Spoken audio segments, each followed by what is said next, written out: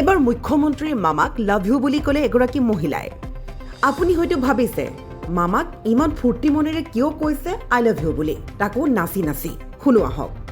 মহিলা উদ্যমিতা আঁচনিৰ চেক লাভ কৰি এইদৰে আনন্দত আত্মহাৰা মহিলাগৰাকী। আনন্দতে এপাক নাচিও দিলে মহিলাগৰাকীয়ে।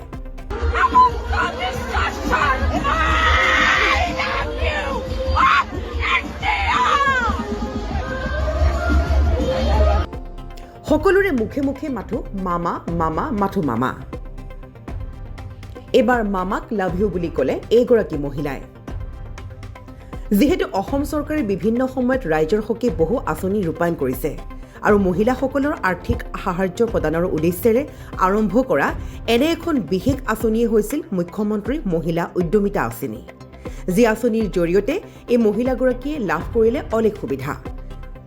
যি সুবিধা লাভ কৰাৰ পাছতেই মহিলাগৰাকীয়ে নাচি নাচি ক'লে মামা আই লাভ ইউ।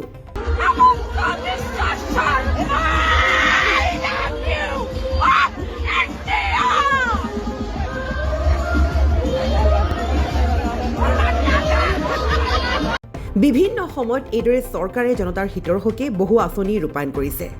বিগত সময়ছোৱাত অসম চৰকাৰে বহু আঁচনি ৰূপায়ণ কৰি শিশু মহিলা তথা সমাজৰ উন্নতিৰ বাবে পদক্ষেপ গ্ৰহণ কৰি আহিছে।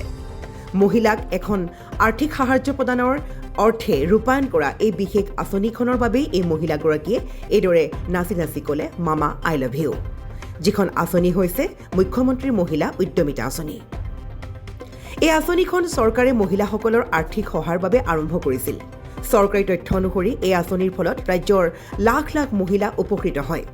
এই আঁচনিৰ দ্বাৰা কোনসকল মহিলা উপকৃত হ'ব সেই কথা ইতিমধ্যে সকলোৱে জ্ঞাত। তাৰ মাজতে এইগৰাকী মহিলাও হ'ল অন্তৰ্ভুক্ত, যাৰ বাবে আনন্দত আত্মহাৰা হৈ নাচিয়ে দিলে এপাক মহিলাগৰাকীয়ে। নাৰী শক্তিক আত্মনিৰ্ভৰশীল কৰি তোলাত মুখ্যমন্ত্ৰীৰ এই মহিলা উদ্যমিতা অভিযান এটা আৰম্ভণি। মুখ্যমন্ত্ৰী হিমন্ত বিশ্ব শৰ্মাৰ এই আঁচনিক লৈ এতিয়া আনন্দত আত্মহাৰা হৈ এইদৰে নাচিলে মহিলাগৰাকীয়ে। মামাক আই লাভ ইউ বুলি কৈ নাচি নাচি ক'লে এইদৰে মামাক আই লাভ ইউ। এতিয়া মাথো সৰ্বত্ৰে ভাইৰেল হৈ পৰিছে এই মহিলাগৰাকী। উদ্যমিতা আঁচনিৰ চেক লাভ কৰিয়ে এইদৰে আনন্দত আত্মহাৰা হৈ পৰিছিল মহিলাগৰাকী। মুঠৰ ওপৰত সামাজিক মাধ্যম খুলিবই নোৱাৰি। খোলাৰ মাত্ৰকে দেখা পাব এই মহিলাগৰাকীৰ এই সুন্দৰ নৃত্য। লগতে তেওঁ খুব আনন্দ মনেৰে যে কয় মামা আই লাভ ইউ। মুখ্যমন্ত্ৰী হিমন্ত বিশ্ব শৰ্মাক এতিয়া যেন সকলোৰে মুখে মুখে। কোনোৱে যদি কয় মামা, কোনোৱে কয় দাদা।